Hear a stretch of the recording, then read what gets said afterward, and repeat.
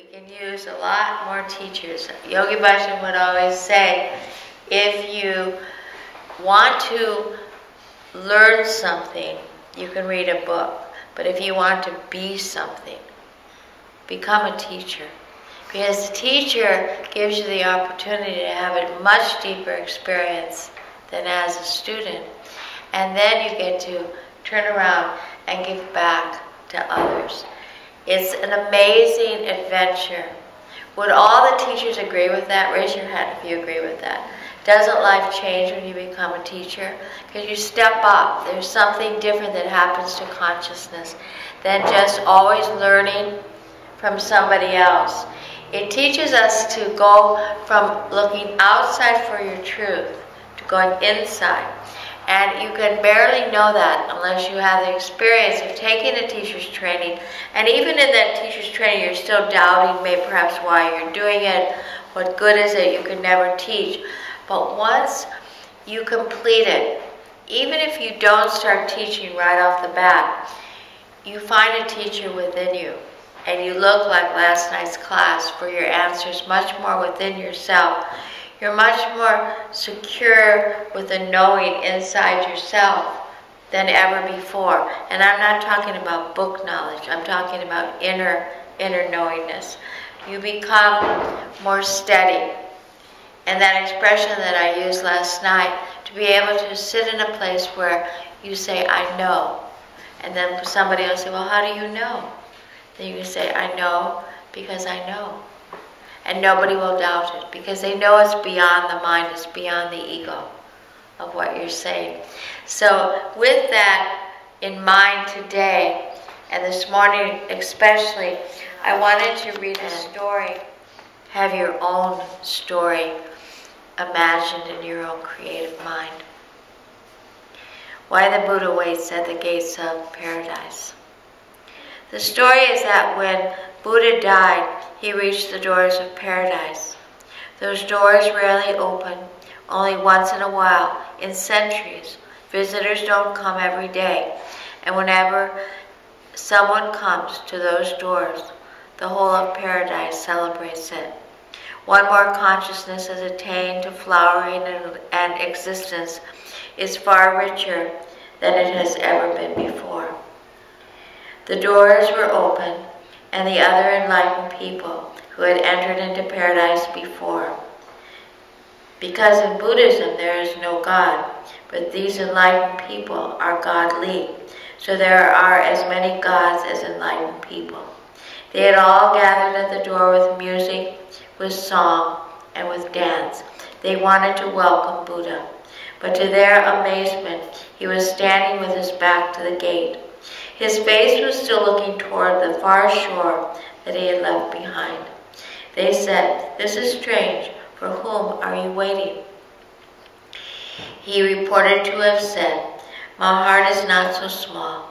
I'm waiting for all those I have left behind who are struggling on the way. They are my fellow travelers. You can keep the doors closed. You will have to wait a little for the celebration of my entering into paradise, because I have decided to enter this door as the last man. When everybody else has been enlightened and entered the door, when there is nobody left outside, then my time will come to enter." This story is a story. It cannot be an actual fact. It is not within your hands. Once you have become enlightened, you will have to enter into this universal source of light. It is not a question of your choice or decision. But the story is that he is still trying even after his death. The story arose out of what he had said he was going to do on the last day before his death, that he would wait for you all. He cannot wait here any longer. He has already waited over his time. He could have been gone by now, but seeing our misery and our suffering, he somehow kept himself together. But it has become more and more impossible. He will have to leave reluctantly, but he will wait for you on the other shore. He will not enter paradise, it is a promise. So don't forget that for you, I will be standing there for centuries, but hurry, hurry, don't let me wait too long. And so it's the call of Lord Buddha. You can open your eyes now, that we awaken. We awaken into a new age, into what we call the Age of Enlightenment, the Golden Age. We're on such a night where the weather was so beautiful and you could barely get through the streets. It was so crowded with everybody in the pubs talking loudly and drinking and carrying on. But I realized when I was walking home last night and this morning climbing up the hill that everybody wants the same thing in this whole world. Everybody wants the same thing. They want connection. They want love. They want communication. They want what we all want here. Except most people, they don't know quite how to get it. And it's like that song, looking for love in all the wrong places. Looking for connection in all the wrong places, but in a sense, the right place for them right now. And when we look at the world the way it is now, and you all sitting here on a Saturday morning, when many people are still in bed, or getting their first coffee, or working off a hangover, we see that we're all going the same direction. And as yogis, we can never pass judgment on others, because we've been there, and we still are there. And to have the compassionate heart that Lord Buddha has, to be willing on this earth to wait for everybody, including your relatives, including maybe your partners who don't like yoga, or the management of a marriage or a commitment with a partner that perhaps is not on your same path. But to have that compassion as Lord Buddha. Lord Buddha could have just kissed us all off and just gone on to heaven and had a great time. Instead, he said, no, I will be the last one that enters into that, we can use heaven as a metaphor, into that state of all-knowingness or enlightenment or shunya, whatever you want to call it. Raising the kundalini, it's all the same thing. But most people in the world now, we can say we're asleep. We think this is real. Our goals are not such that will really bring us to ultimate peace, ultimate happiness, ultimate whatever it is that our soul longs for. We do temporary things that seems to last for a while and then it kind of goes away.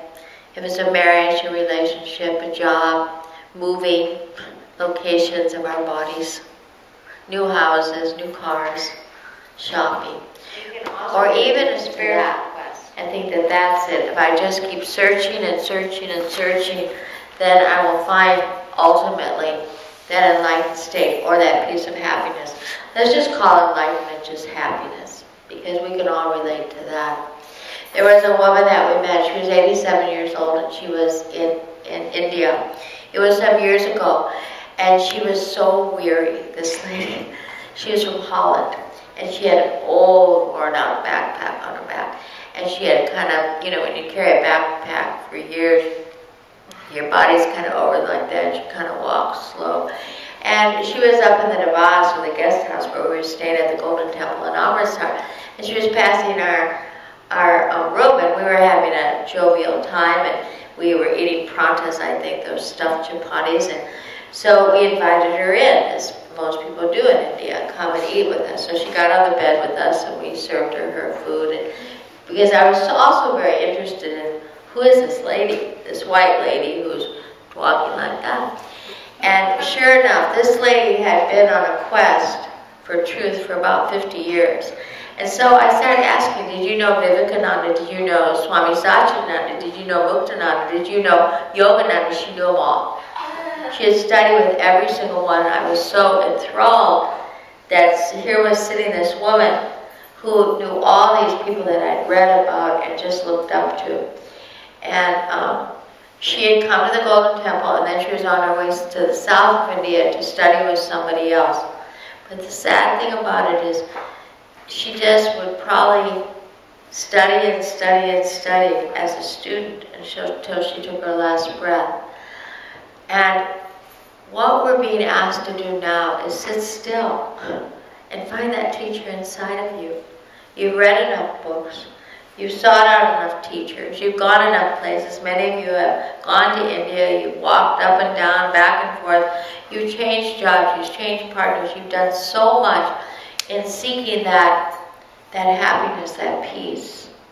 And what we're asked to do now as we go into this Aquarian age, as we're on the cusp of 2012, is sit still. Sit still and see if you can want nothing right now, or seek nothing outside yourself. And that's called meditation. Because in the ultimate full circle of life, that's what you'll come back to anyway. And that's what every spiritual teacher will tell you. Go, go, go. Action, action, action. Get, get, get. Throw this away, get this, do that. If it's people, things. And to be able to just sit still in the middle and just say, I'm complete. I don't really need anything. I'm complete as I am right now. I can love myself completely right now without having to, get a degree, lose 5 pounds, buy a new pair of shoes, get a husband, lose a husband, kids are off, kids are not. You know, we go on and on and on and set conditions for someday. The classic is somebody wants a house. They want a house so bad. They visualize a house. They do all this visualization stuff. I'm seeing the house now. I'm getting closer to the house. You know, they're just doing it all. And then they get the house. And they're so happy for about a moment. But then they stress out, of course, because they got to move, and then the couch doesn't fit, and pretty soon you're in a trauma and drama, and the curtains and everything. But they get all settled, and then you think, and then they look out the back door, say, the yard. How can I can't put my dog anywhere. I need a fence. And the garage is falling apart. So they get the fence. And it goes on and on and on, doesn't it? And that's what we do to our lives. We go on and on, whether it's a new hairdo, a new haircut, a new hair color.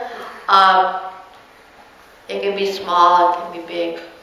When the kids get this age, when I get the kids done with college, when I finally get my job advanced, when I get my degree done, when I get more money, money's a big one.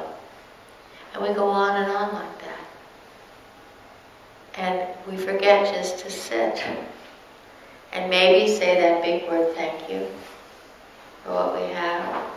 And to peer out and see what's in front of you. How many, I know myself included, I get going so fast in my head, I can even take a walk in the Hollywood Hills and not see the hills. All I see is my mind. I don't see the new buds. I don't see or hear the birds. All I'm hearing is my own head or seeing what's up here. It's so important to pick a lifestyle. And because I don't live in England, and I would hope you live slower than people in New York, and more like this than people in LA, but I don't know, because I haven't lived here long enough. But I do know that you need to sit, or we need to sit, and assess our lives now. Because we have a portal now that we can really adjust like a spine, adjust our lives to have more purpose, to have more peace, to have better sleep at night, to be more creative, to not be such an emotional roller coaster, to check out what we're eating. Is that bringing peace? If you want peace, which I think most people want, inside themselves, inside their lives, if you want more abundance, let's just call more money. If you want more happiness, more health, more energy, you first have to sit and assess Why isn't it now? And often it's because the head just won't stop the worry of tomorrow. There's two words that kill us. The two words are what if. Yesterday to tomorrow. What? Yesterday, tomorrow. Yeah. And what if? What if? What if? What if I don't get money? What if I get old? What if I die? What if something happens? What if my children? What if I? What if he? You go on. What if it rains? What if the sun shines? I don't have sunscreen. What if? What if? What if? What if? What if? What if? We just live in the what ifs. And it just brings fear. Japan had so much happen to it. We can't even know most of that. Most of us can't even know that. Most of us didn't live during World War II either here. Those were the real tests. Most of our tests are not that big, and yet we're so conditioned to make it big drama. And then it all goes back to, what about me? And you live in that realm about, what about me? But what about me? And if we switch that to what about we, it would make it a whole other world for us. What about we? Because we are all together. Even those in the pub, people on top of Primrose Hill. If we can't see God at all, we don't see God at all. If we can't love all, then we can't. Do you all believe that within your own self, you have that consciousness that could be, that is already enlightened? Have you ever contemplated that? That within yourself, let's just say, there's a beautiful, beautiful stone. The most beautiful stone is a big ruby. And the ruby is lost in this sand. Not a whole beach, but a good sized sand. But you know it's there. And if you keep parting the sand away, all of those tiny little particles, you'll find that jewel, that 5-carat ruby that's just so gorgeous. And that's what we are.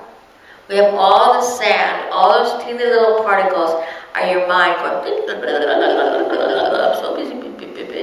But in the middle, as we quiet the mind, is that jewel of enlightenment, of all-knowingness, of peace, of happiness, whatever you want to call it, of completion. I'm at peace right now, no matter what happens. I'm happy right now. Even if you're dying in stage 5 cancer, and I've known people who have been on their last breath and such a peace that you can't believe it. Such a peace. And others who just fight and fight and fight. How do we want to be? Do we want to surrender to that ruby that we know is there? And keep parting the particles, the sand, in our minds? And again, it takes meditation. It takes a speculation of what all the particles are, and then a letting go. But if we believe in the beginning that there's a jewel, and that jewel's already in us, we don't have to go out and try to grab it, manufacture it, make it, get it from somebody else. We're born with it. And that's our soul. We're born enlightened. We just forgot. So let's see how much we can remember today.